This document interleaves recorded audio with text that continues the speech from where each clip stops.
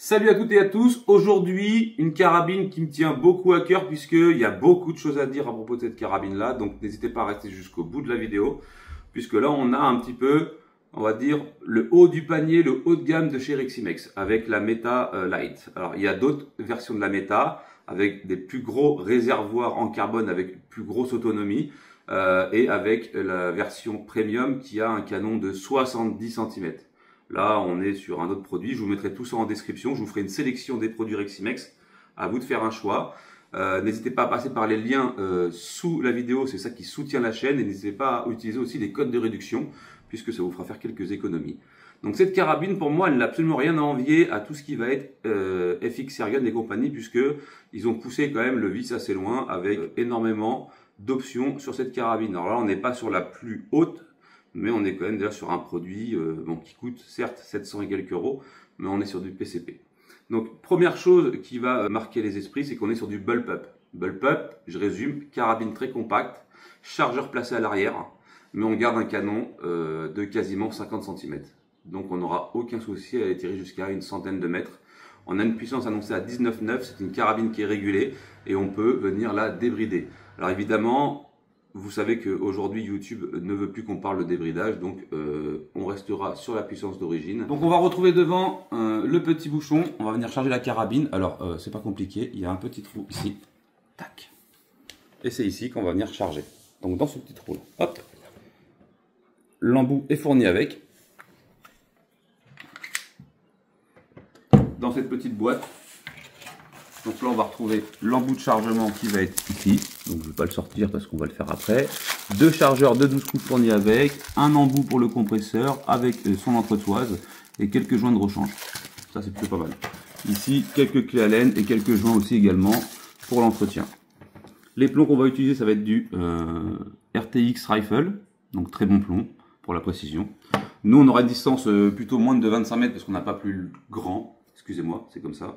Mais autrement vous pouvez tirer jusqu'à 100 mètres si vous avez du terrain, aucun souci. Donc 19,9 régulé, canon silencé, donc on va pouvoir démonter comme ça et voir le réducteur de son intégré au canon qui fait complètement son travail, et vous allez le voir en vidéo le bruit. Donc on retrouve le réducteur de son intégré au canon, et ça c'est un truc qui est vraiment sympa. Tac.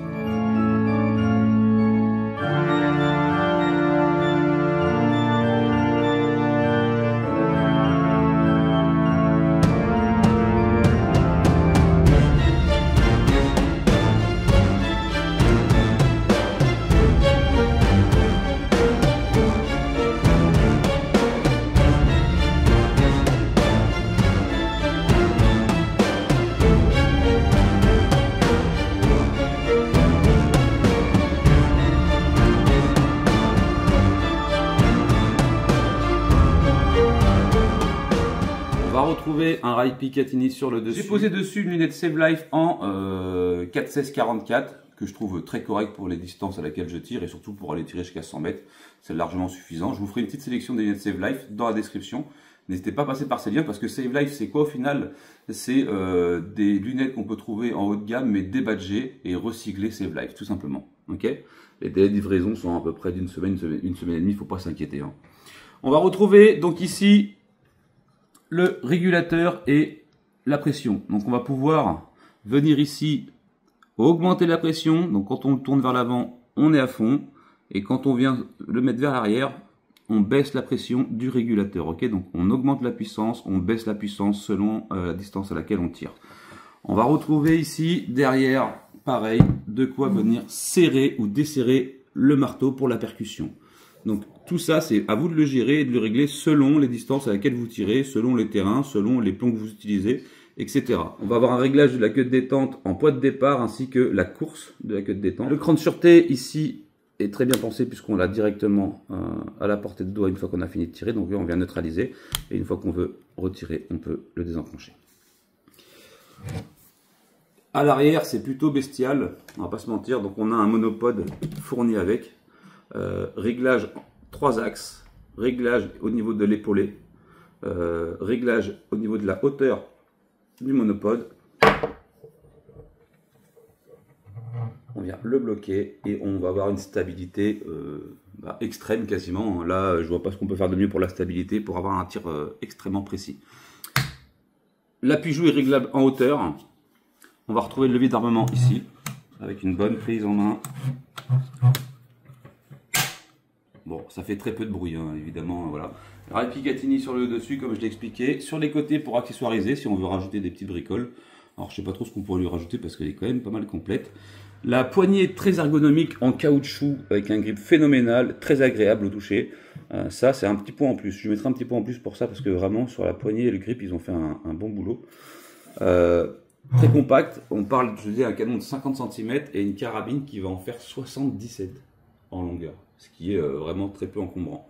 Alors qu'on va garder la précision d'une carabine qui va être longue et encombrante. C'est l'avantage du bullpup. Après, on aime, on n'aime pas. Pour ce qui est du chargement, ici, on vient tirer notre levier.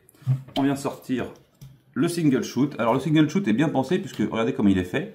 Il y a une petite pente directement. Alors, déjà, j'ai les doigts un peu noirs, c'est parce que la carabine est neuve. Ici, on a une petite pente. Et quand on veut recharger, on a juste à faire rouler le plomb. Il vient se mettre sans se mettre de travers ou à l'envers. Ça, c'est plutôt pas mal. On vient pousser à fond et on peut réenclencher le levier et tirer. Okay. C'est full alliage partout. C'est assez impressionnant quand même. Parce que, je suis pressé de tirer avec parce que je pense que celle-ci va laisser sur le cul pas mal de grosses marques. Surtout tout ça à l'épaulé ou en tout cas pour la prise en main.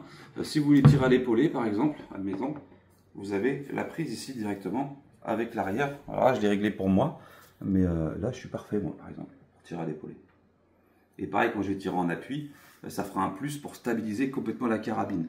Le monopode, il va empêcher que vous ayez les battements du cœur ou votre respiration qui se retranscrit dans le réticule de votre lunette. Parce que plus vous allez faire le grossissement de la lunette, plus on va ressentir les battements cardiaques quand vous allez tirer. Le monopode, il est là pour retirer cet effet-là, ce qui fait qu'on a une précision ultime. Je crois que j'ai fait le tour.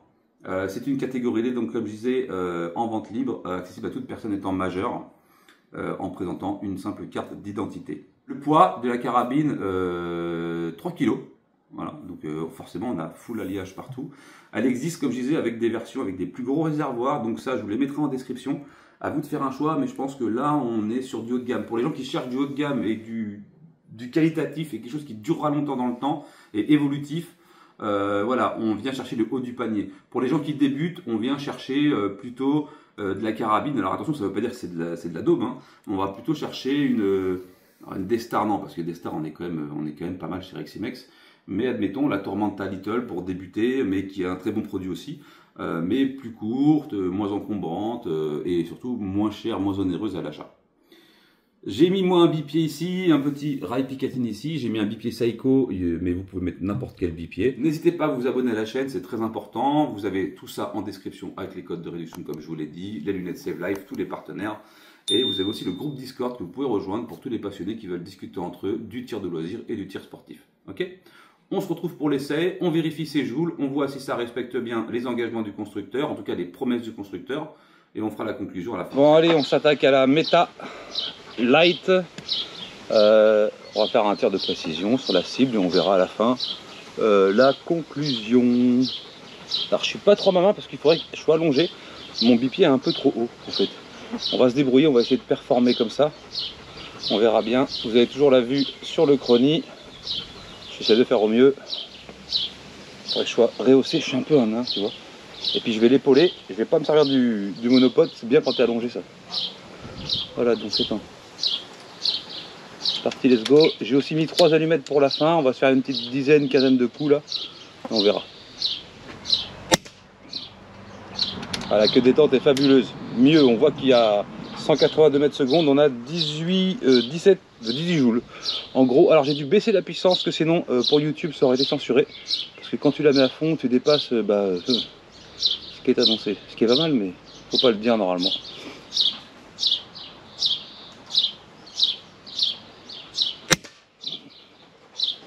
« 181.3 »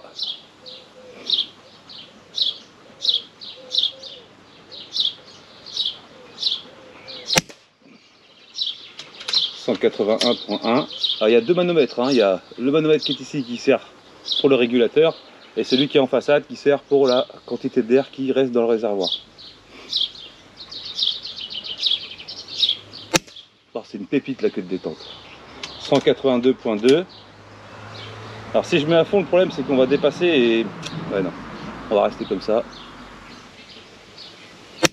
C'est tellement doux. Voilà, j'ai pas eu de mesure. Voilà, j'ai pas eu de mesure non plus. Je suis un peu loin du chrony. Elle a un potentiel cette carabine, c'est impressionnant.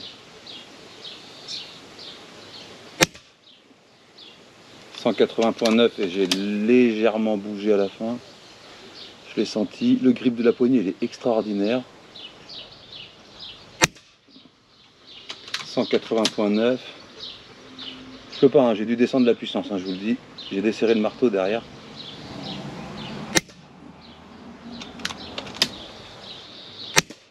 Ah putain, j'ai bouché.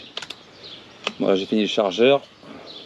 Alors l'avantage aussi, c'est que tous les chargeurs sont compatibles avec la carabine et tous les chargeurs de 12 pouces sont compatibles entre eux. Donc ça, c'est vraiment intéressant comme truc.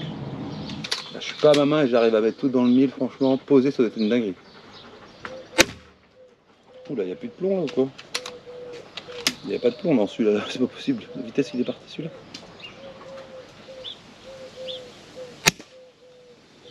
179.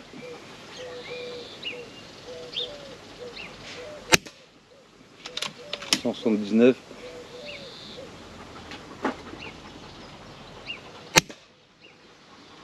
181. Je suis pas à l'aise, je descends. Je vais rectifier tout de suite mon tir. Putain, c'est chiant de pas être à l'aise quand tu tires. Ça me tire sur l'épaule parce que faut que je sois en voilà. Après je m'allonge sur la table en fait.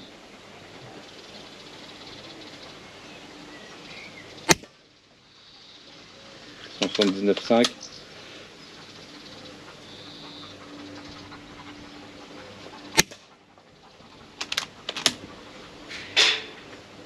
On va essayer le point rouge à côté à droite. Là.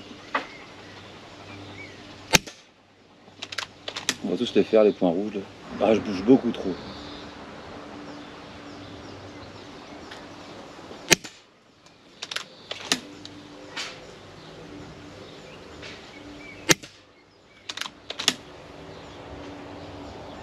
Bon, c'est loin d'être dégueulasse. Mais... je sais que je peux faire 10 fois mieux, c'est ça qui m'emmerde. Ce qu'on va faire, on va mettre en sécurité. Et on va aller mettre... on va aller mettre les allumettes. Pour la conclusion. Allez, on se fait les allumettes. Allez, on part de la gauche. Bon, on a environ 104, on a environ entre 18 et 18 joules 5. En ayant réduit le marteau, si je le serre à fond, le problème c'est que je passe malheureusement, et puis YouTube et ils vont pas apprécier du tout ce que je fais. Donc allez, c'est parti. Les allumettes. On va partir de celle de gauche. Faut que je me concentre parce que je bouge de ouf. Hein. Côté. Ça tombe bien, nouveau chargeur. On dégage celui-là. On en met un nouveau. Allez, Bika. Pas compris où ça tombait. Par contre, pas de problème de cycle, pas de problème de... rien.